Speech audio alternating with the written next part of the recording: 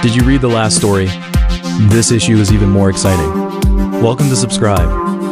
Chapter 20. The Fingerprint of the Mural Saint. The opening of the underground palace chamber. As the dampness of the underground palace seeped into Isabella's sleeves, she was staring at the eyes of the saint in the mural, the only saint in the 1462 Holy War whose true face was revealed. A rose-shaped birthmark wound its way along her left arm, exactly the same as the mark on Isabella's right shoulder. Adrian's silver dagger cast a trembling shadow on the stone wall. The fragment of the Holy Scripture that the Brujah elder had risked his life to protect 3 days ago was now crumpled in her grip. "Try again," Adrian's voice mixed with the sound of dripping water. The chain of his pocket watch was stretched straight in front of his chest. "Touch the mural with your blood." Isabella bit her fingertip, and a drop of blood landed on the rose mark of the saint's portrait. The mural suddenly let out a crisp sound like breaking glass. The stone eyes of the saint actually turned to look at her, and her right hand slowly lifted, with bloody patterns identical to Isabella's birthmark emerging on her palm. Adrian's silver dagger suddenly trembled. The unfinished rose pattern on the handle resonated with the mural, projecting a rotating star chart on the ground, exactly the coordinates of the Arctic ice layer deduced in the planetarium hall in Chapter 14. "She's guiding the way." Isabella's birthmark grew hot. The image of the saint in the mural peeled off from the stone wall and turned into a semi-transparent holographic projection. When the phantom turned around, the silver moon mark on the back of her neck overlapped with the rose-shaped birthmark, casting a light door on the stone wall. Engraved on the door leaf was the double helix pattern identical to the one inside her father's ring. The secret passage behind the light door echoed with the sound of ice cracking. Adrian pressed her shoulder. The silver ventru ring cast a double helix shadow on the stone wall. After the 1462 Holy War ended, the church divided the blood of the first-generation prince into 7 parts and sealed them in reliquaries.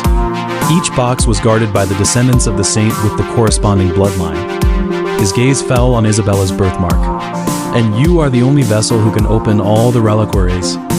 At the end of the secret passage was a circular stone chamber. 7 stone platforms were arranged in the shape of the Big Dipper. On each platform lay a metal reliquary. Isabella's blood dripped onto the nearest stone platform, and the bronze lid sprang open, revealing half of a blackened finger, the severed finger of a certain saint in the 1462 Holy War. Inside the knuckle was engraved a pattern identical to the one on her palm. "This is not it," Adrian frowned. "The Dracula faction has hidden a fragment of the heart, which should be in the box engraved with the Ventru emblem." When Isabella walked to the central stone platform, her birthmark suddenly emitted a strong light. The Ventru family emblem on the box lid was absorbing her blood. The rose heraldic device slowly rotated, revealing the North Star chart engraved inside. Exactly the same as the patterns on the back of the City Hall list in Chapter 5 and in the Planetarium Hall in Chapter 14. The moment the box lid opened, Adrian suddenly pressed her hand. "The reliquary will extract the host's blood. Your father was because of forcefully opening it back then." Before he could finish, bloody liquid gushed out from the box, forming a 3-dimensional projection of the Arctic ice layer on the stone platform. Isabella saw 7 bloody hearts floating under the ice layer. The one in the center was engraved with rose patterns, exactly the heart fragment of the first-generation prince. When the blood touched her fingertips, the projection suddenly became tangible. She saw the scene in 1890 when her father stuffed the fragment of the reliquary into her birthmark. She was still a baby in swaddling clothes at that time. "He used his Ventru bloodline to buy time for you." Adrian's voice trembled. "Each reliquary requires the corresponding bloodline, and your half-breed blood can activate all the seals at the same time." The bloody liquid suddenly boiled, writing distorted blood words on the stone wall. "Going to the Arctic is a dead end. Only I can give you the truth." Adrian's silver dagger unsheathed in response, but was knocked away by the tentacles condensed from the liquid. Isabella recognized this as the power of the first-generation prince in the sarcophagus in Chapter 17. At this moment, the entire chamber was being dyed with blood, and the reliquaries on the 7 stone platforms all let out a humming sound. "He's afraid." Isabella stared at the gradually melting box lid. The heart fragment was absorbing her blood. "Afraid that I will see the truth of 1462 through the reliquary." When she pressed her palm on the box lid, a bloody halo suddenly exploded on her retina. and countless fragmented memories flooded in. The saints being betrayed by the church. The first-generation prince voluntarily being sealed. The shape of her father's mouth when he threw the ring to her at the execution ground. Go to Adrian... Those fragments of the Holy Scripture are all lies. The voice of the prince burst out from each reliquary. The church tampered with history. I was the first to try to integrate human blood and blood race genes. Adrian suddenly stabbed the silver dagger into the ground. The power of Charlotte's ashes burst out, projecting a fragment of the Holy Scripture of blood on the stone wall. When the silver moon coincides with the rose, the vessel will open the gates of the poles. Only then did Isabella notice that the positions of the 7 stone platforms corresponded to the North Star chart, and the rose pattern on the central stone platform was exactly the same as the floor tile of the Notre Dame underground palace. The Arctic ice layer is the largest reliquary. Adrian kicked away the approaching bloody tentacles. The chain of his pocket watch had been dyed scarlet. In 1462, the church thought they had sealed the prince, but in fact he split his consciousness into 7 parts and hid them into 7 reliquaries. Now the Dracula faction wants to gather the fragments and the ventru. His words were interrupted by a roar from the direction of the sarcophagus. The sound of metal tearing came from the depths of the underground palace. It was the sarcophagus that had sealed the first-generation prince in Chapter 3. At this moment, the coffin lid was slowly sliding open, and the bloody liquid flowed down the steps, forming a pattern identical to her birthmark on the chamber floor. Isabella's blood dripped onto the heart fragment. The fragment suddenly floated up, projecting the memory of the first-generation prince in her palm. On the eve of the 1462 Holy War, the prince reached an agreement with the 7 saints, voluntarily being sealed in exchange for peace between humans and the blood race. But the church betrayed the agreement, injecting the blood of the saints into the reliquaries in an attempt to create vessels that would always obey. Your father knew this secret, Adrian shouted in the bloody mist. He infiltrated the Arctic back then to destroy the core reliquary, but was executed by the Ventru Council on the charge of betrayal. In the flashback of memories, Isabella saw that when her father was executed, Adrian was indeed at the execution ground. But his silver dagger did not hit a vital point. Instead, he pushed the fragment of the reliquary into her father's body. You've long known that he was a spy of the Brujah faction? She grabbed Adrian's wrist and found that the same pattern as her mother's cross was engraved inside. You've been using me to get close to the reliquary. The laughter of the first-generation prince came from the direction of the sarcophagus. The bloody liquid turned into a giant hand and grabbed Isabella. Fragmented memories exploded in her mind. Her mother was forced to be injected with the first-generation blood in the laboratory. Charlotte mixed her ashes into the silver liquid before she died, and the same virus pattern as hers was engraved inside Leonardo's wedding ring. Look at what's in the reliquary, Isabella.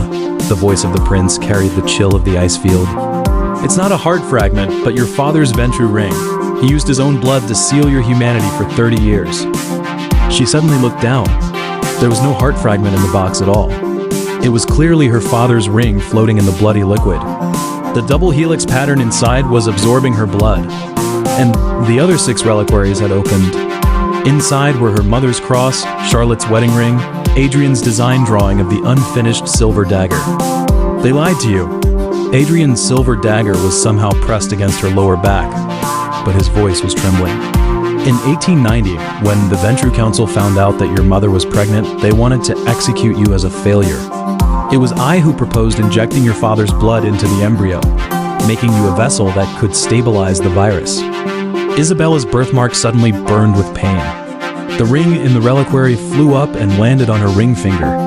The moment her blood resonated with the ring, she saw the scene of the opera premiere in 1897. The silver moon mark on the back of the neck of the lead opera singer was exactly the virus deliberately released by the Ventru Council to test her. So you were recording the type B blood resistance in the audience. She stared at Adrian's flustered pupils. From the very beginning, I was your experimental subject to verify that half-breed blood can reconcile the Stigmata gene. The bloody tentacles suddenly loosened. A roar from the prince came from the direction of the sarcophagus. Kill him! They've never regarded you as a human being, just a walking reliquary. Isabella's nails had turned silver white, the first sign of alienation since she sucked the blood race's blood in Chapter 8. And Adrian's pocket watch had somehow stopped, with the hands pointing to the winter solstice moment predicted by the star chart in Chapter 14. The fragments of the Holy Scripture say that I can activate both the seal and the unsealing. She pressed the hot birthmark on her chest. The reliquaries on the 7 stone platforms all glowed. But you all forgot that my mother was human, and her type B blood contained the purification gene left by the church back then. Before she could finish, all the bloody liquid suddenly solidified. Isabella's blood drew the Arctic coordinates on the surface of the reliquary. Adrian's silver dagger flew back into her hand automatically. The moment the rose pattern on the handle coincided with the mark on the box lid, the entire chamber began to rotate counterclockwise. A map of London in 1918 emerged on the stone platform, with each red circle marking the location of the Dracula laboratory. "They're waiting for you in the Arctic." Adrian threw away the blood-stained pocket watch, revealing the blood-stained map inside. Leonardo's ice-breaking ship has already set sail, and the blood judge of the Ventru Council is at the entrance of the underground palace. His words were interrupted by the sound of collapse overhead. The phantom of the saint statue suddenly became solid, pushing Isabella towards the central stone platform. When her blood touched the 7 reliquaries at the same time, the roar of the ice cracking came from the center of the earth. The bloody light spots on her retina began to gather towards the Arctic, forming the huge face of the first-generation prince. "Remember this coordinate, my vessel." The voice of the prince carried the crisp sound of ice cracking. "When the silver moon rises in 1918, your blood will determine whether the Arctic becomes the tomb of the virus, or..." Before he could finish, the reliquary suddenly closed.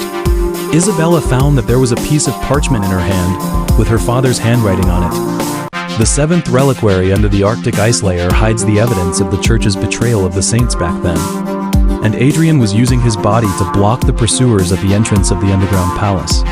His silver pocket watch lay on the ground, and the inner photo showed that in the winter of 1890, he and her father were standing on the deck of the ice-breaking ship Rose Cross, with the bloody aurora of the Arctic Circle in the background. The stone walls of the underground palace began to peel off, revealing the original mural from 1462 at the bottom. The saints were not saved by the church, but voluntarily injected their blood into the reliquaries to reach a symbiotic agreement with the first-generation prince. Isabella's birthmark suddenly emitted a light like the sun. The reliquaries on the 7 stone platforms opened simultaneously, revealing 7 rings engraved with different blood types. Inside one of them was engraved LW 1897, the initials of Leonardo Dracula. "What they want is not sealing, but evolution." Adrian's voice came from the bloody mist. "And you are the only hope for the virus to survive among humans and the blood race ... When the first gunshot of the silver bullet entered the chamber, Isabella finally understood that starting from the bloody splash at the opera in Chapter 1, every breath of hers had been counting down to the virus pandemic 100 years later. The ring in the reliquary suddenly grew hot, branding the coordinates of the Arctic ice layer in her palm. And the last words of the first-generation prince stabbed into her mind like an icicle. "Go to the Arctic, Isabella. There lies the true origin of the silver moon curse that your mother never told you about." This issue ends here. The next issue will be even more exciting. Subscribe as soon as possible.